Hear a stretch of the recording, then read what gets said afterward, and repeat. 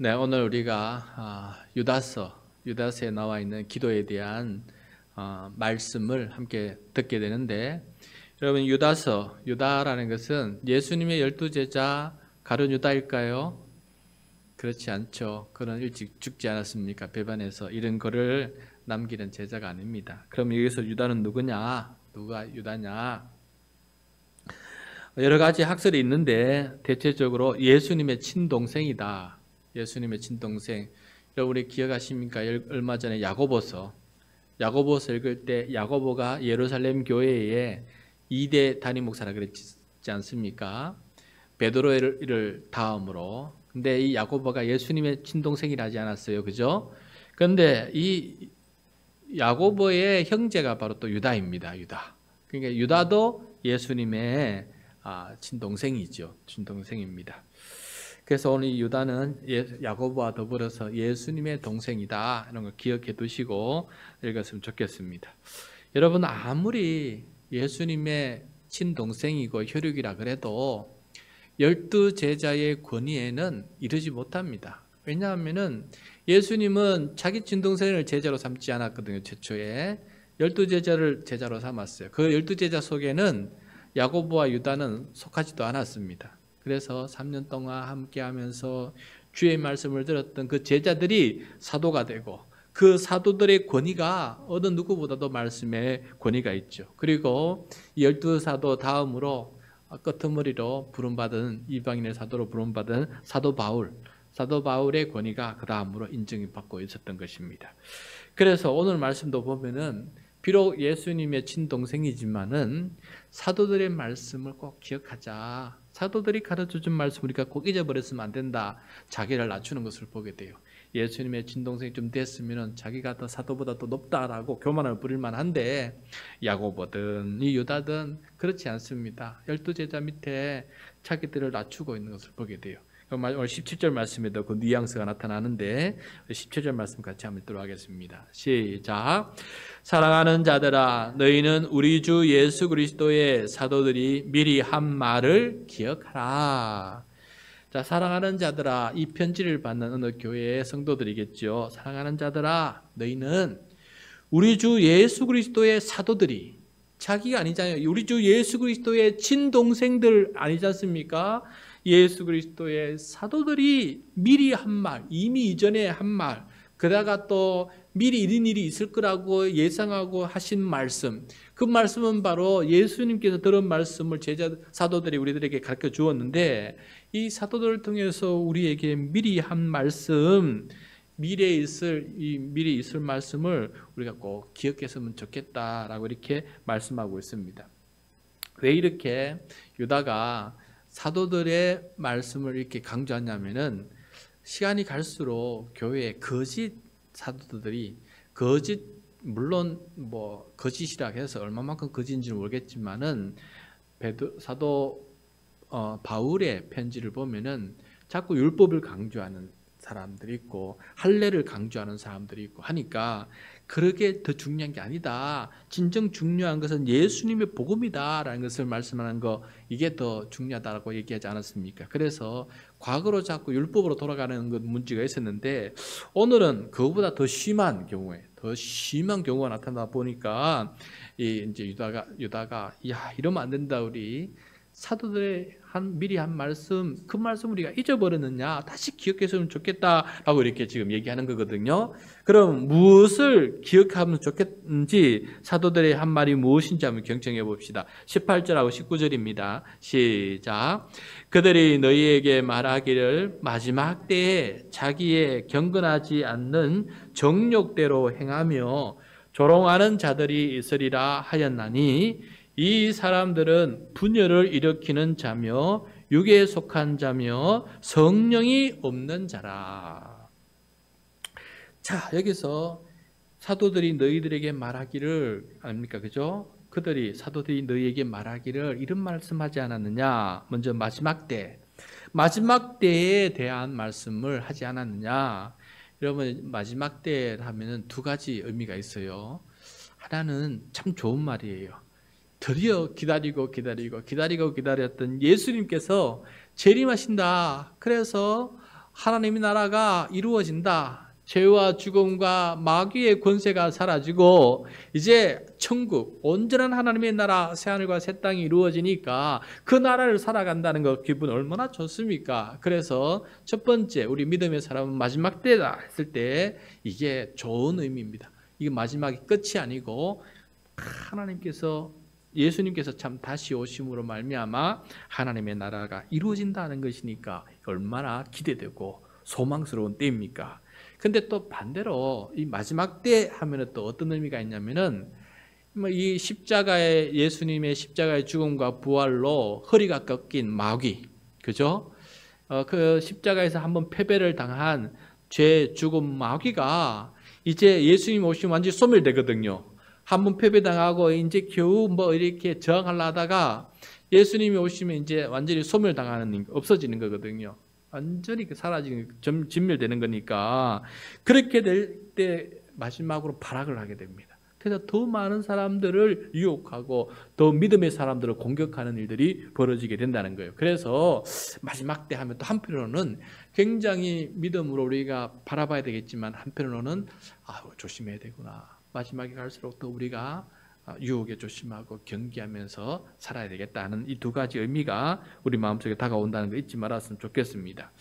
자, 그래서 이 마지막 때에 이 마귀의 유혹에 넘어간 사람들이 나타나는데 그런 사람은 어떤 사람이냐? 경건하지 않아서 정욕대로 행하는 사람이 나타난다. 경건하지 않다는 것은 무슨 말입니까? 경건이라는 것은 온전한 믿음을 가지지 못했다는 거 아니겠어요? 그래서 온전한 믿음을 가지지 못해서 하나님 앞에 살지 못해서 예수님 앞에 살지 못해서 성령 안에서 살지 못해서 정욕대로 행하는 사람들이 나타난다라고 말하고 있어요. 정욕대로. 여러분 여기서 정욕이라는 것은 자기 욕망대로 자기 욕심대로 제멋대로 산다는 거 아니겠어요? 자기 욕망대로 자기 욕심대로 제멋대로 사는 사람들. 근데 이 사람들이 그렇게 멋대로 살면 괜찮겠는데 또 어떤 일을 합니까? 우리 믿는 자들을, 경건한 사람들 조롱까지 한다 하잖아요. 조롱. 우리를 조롱한다. 그러니까 어떻게 살기에 이렇게 제멋대로 살고 또 어떤 말로 우리를 조롱한다는 걸까? 오늘 이 말씀에는 나오지 않았는데 이 말씀을 한 사람이 누구냐 하면 특히 사도 베드로예요. 지금 유다가 베드로가 한 말을 지금 기억하자라는 거거든요. 그 말씀이 어디에 있냐면 바로 베드로후서 3장 3절과 4절에 있어요. 그 말씀이거든요. 우리 화면을 보면서 베드로후서 3장 3절과 4절 한번 같이 한번 읽도록 하겠습니다. 시작. 먼저 이것을 알지니 말세에 조롱하는 자들이 와서 자기의 정욕을 따라 행하며 조롱하여 이르되 주께서 강림하신다는 약속이 어디 있느냐?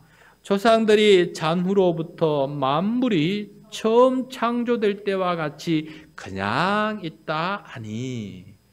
자, 여기 베드로후서 3장 3절이 금방 유다가 한 말 아니겠어요? 말세라는 건 마지막 때 아니에요, 그죠? 마지막 때에 자기 정욕을 따라 행하면 사람들이 조롱까지 하는 사람이 나타난다. 이걸 미리 말씀하지 않았어요. 그래서 미리 이 말을 한 거를 좀 기억 좀 해보자라는 거예요.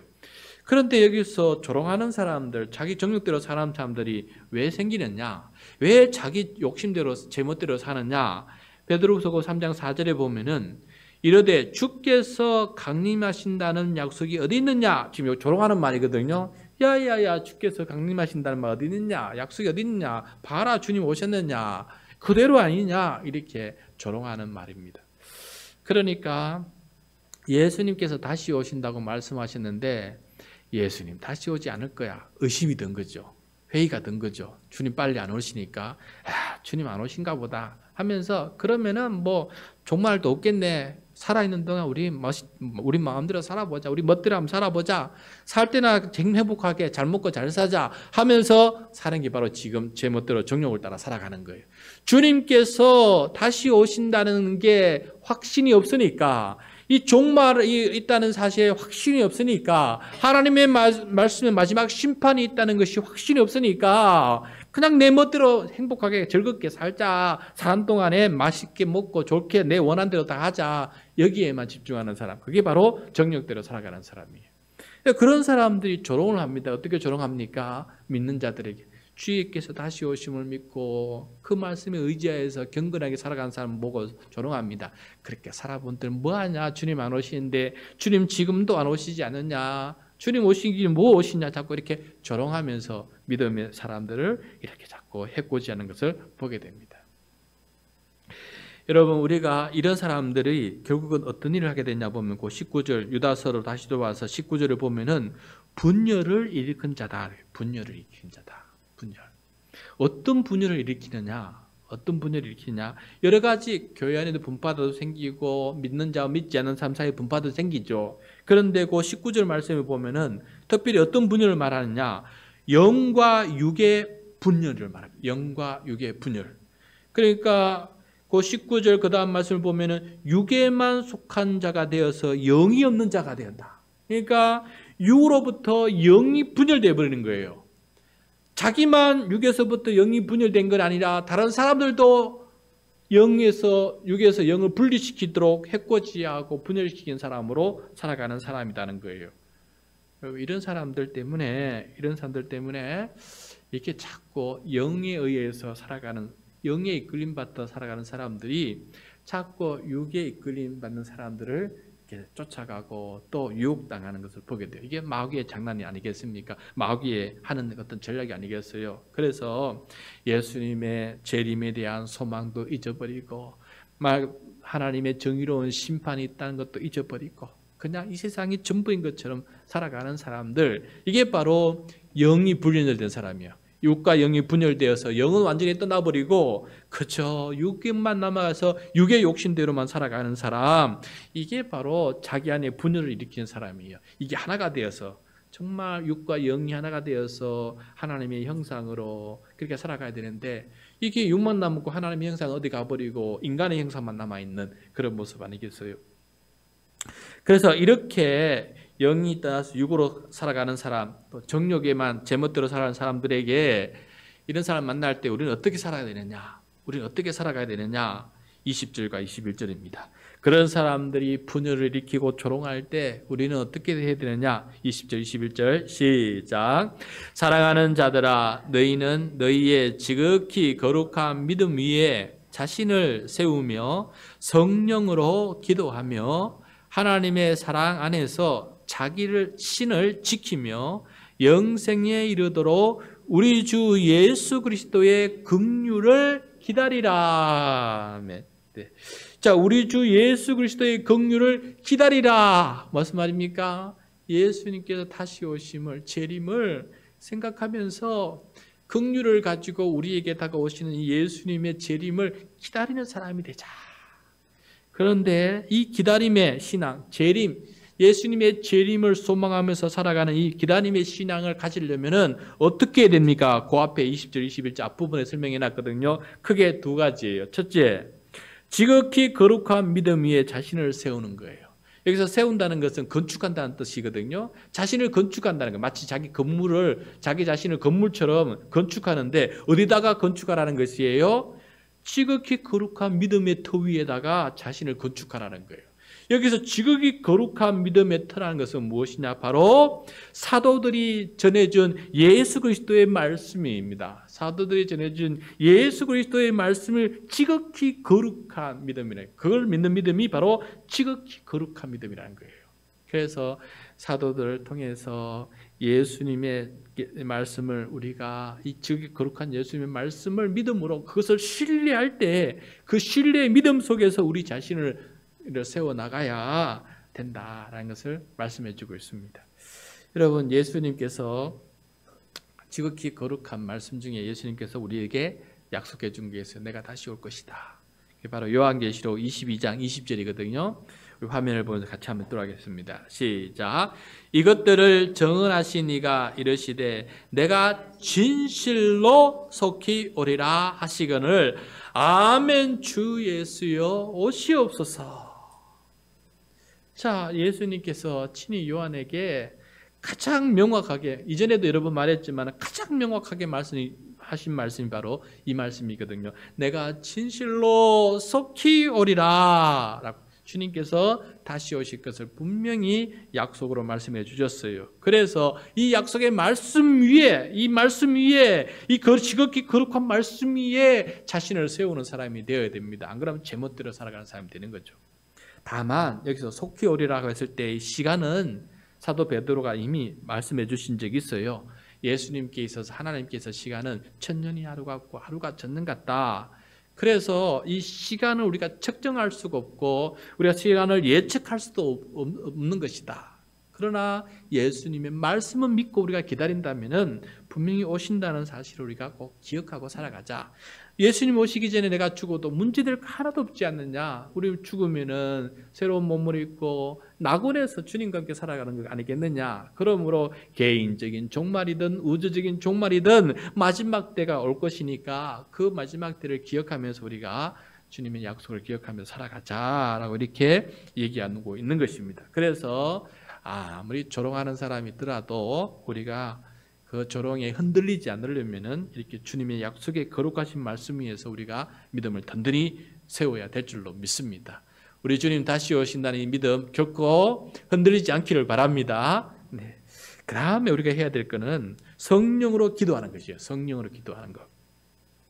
영이 떠나버려서 영이 없이 육으로 사는 사람은 여러분 기도를 하다 해도 온통 그냥 자기가 좋아하는 것만 기도하지 않겠어요? 우리 보통 세상적인 세상 성공을 위해 기도하지 않습니까? 뭐 자녀들이 성공하고 출세하고 좋은 사람 만나서 떵떵거리면서 살고 나도 건강하고 돈 많이 벌어서 노년에 뭐 후회하며 살고 뭐 그냥 세상 사람들이 우와 하는 것들만 다 구하지 않겠어요? 이게 영이 없는 사람들의 기도 아니겠어요? 그런데 성령이 가진 사람은 어떻게 됩니까? 하나님 아버지의 기뻐하시는 뜻을 구하는 것. 이게 바로 차이점 아니겠어요? 그래서 아무리 조롱을 받아도 주님께서 기뻐하시고 주님께서 약속하신 것을 우리가 기도하고 그것을 분별할 줄 아는 사람. 그러니까 영이 있으면 영 분별력이 있는 거 아니에요? 그래서 영의 분별력을 가지고 하나님 아버지의 뜻이 하나님께서 원하시는 바가 무엇인지 알고 기도하는 사람. 이것이 바로 지금 성령으로 기도하는 사람이에요.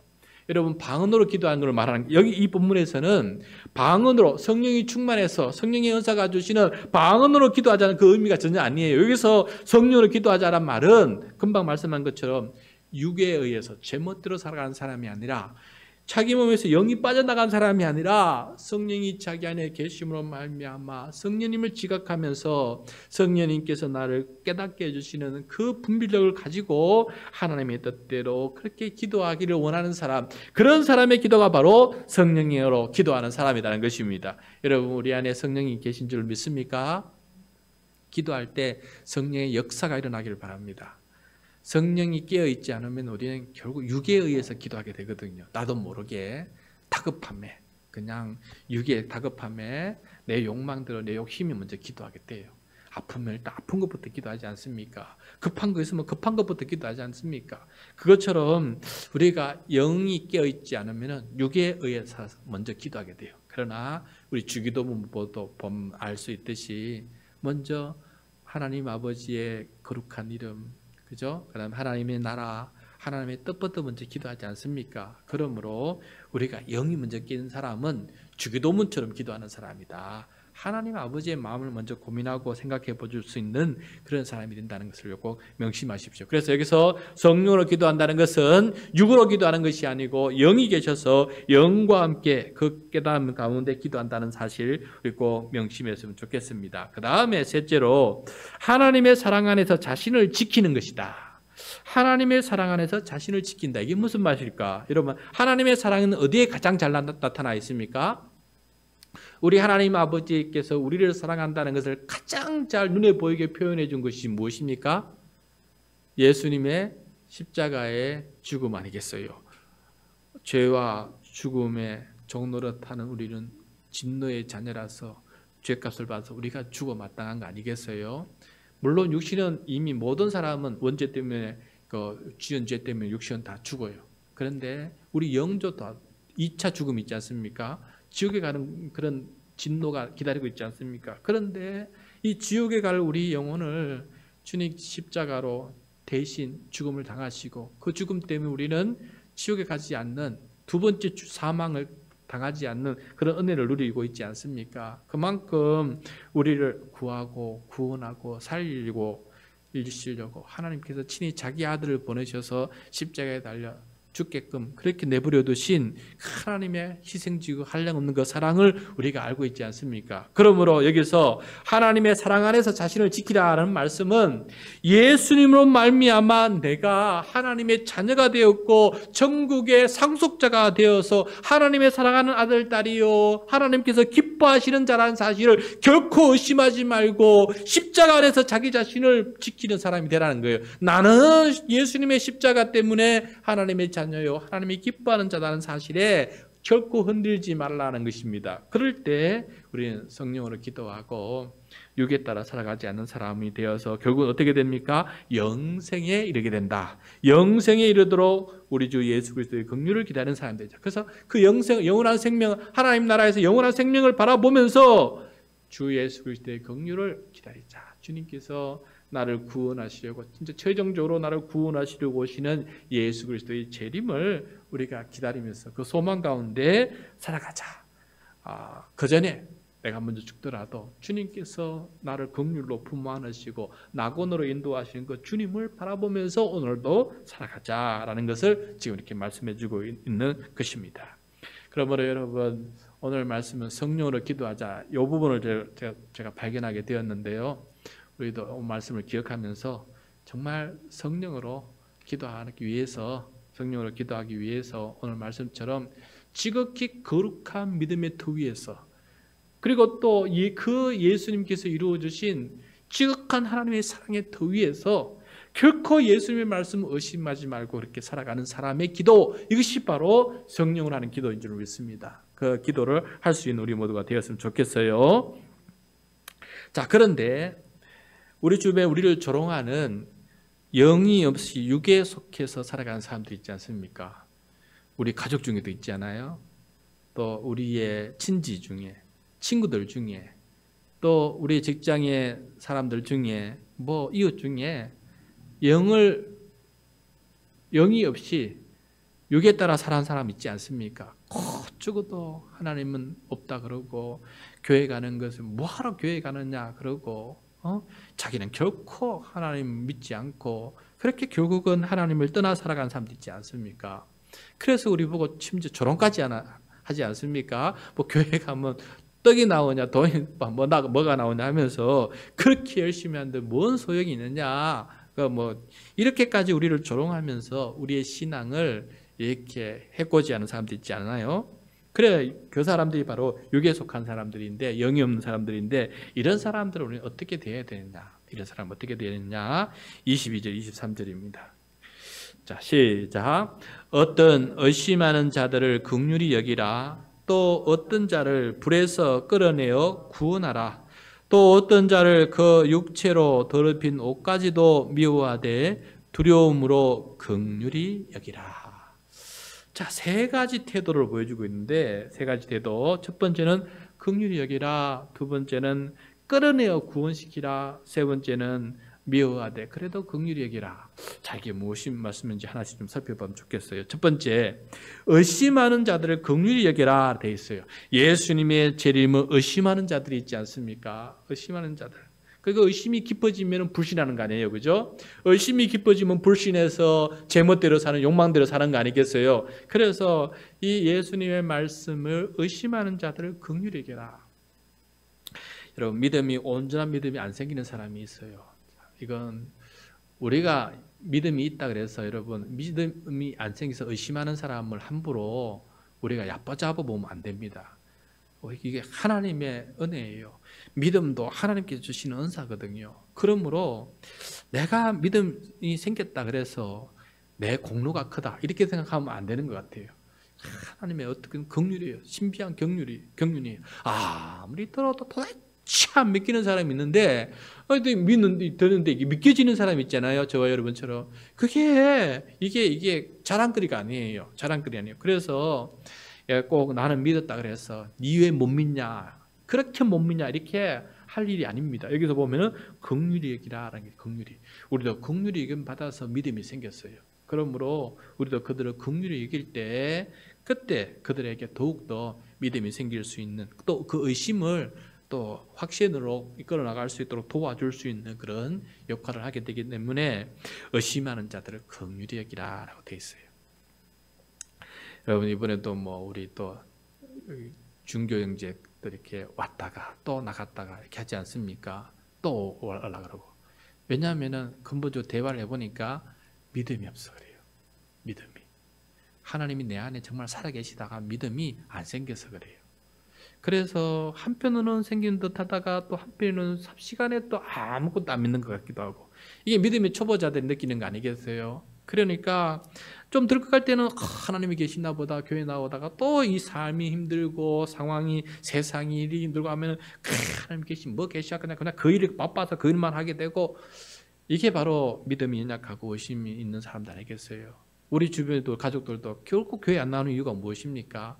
지 사는 게 지금 급하고 하나님 생각도 안 하고 하나님 둘째치고 그렇게 하니까 결국은 그런 행동을 하지 않겠습니까? 그러므로 그렇게 의심하고 또 불심하는 사람도 끝까지 긍휼히 여겨라 라고 말씀해 주는 거예요. 두 번째, 불에서 끌어내어 구원하라. 불이라는 것은 어떤 불이냐면 욕망의 불이에요. 욕심의 불.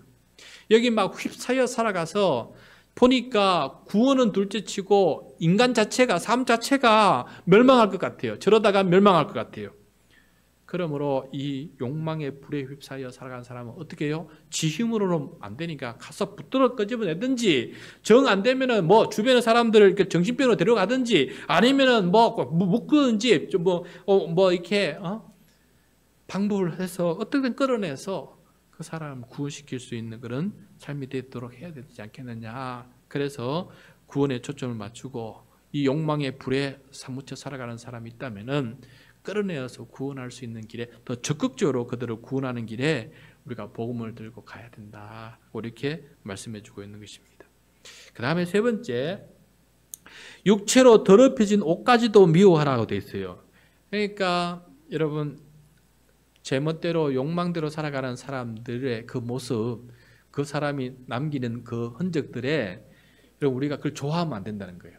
이 더럽힌 옷이라는 것은 예를 들어서 어떤 사람이 잘 되어서 그 때문에 좋은 일 생겨서 그걸 내가 또 공금 받아먹고 좋은 일 받아먹고 뭐도 먹다 그래서 좋아서 그래서 이렇게 하지 말라는 거예요. 그것이 더러운 옷인데 그것은 미워하라. 자꾸 그것에 좋아서 콩고물 받아먹다 보면 나도 그런 사람이 된다는 거예요. 그러므로 아닌 것 가지고 그걸 기뻐하고 박수치면서 따라가지 말고, 아니다, 그거는 미워할 수 있는 사람이 되라는 거예요. 그러면서 두려워해요. 두려워. 왜? 내가 거기에 물들까?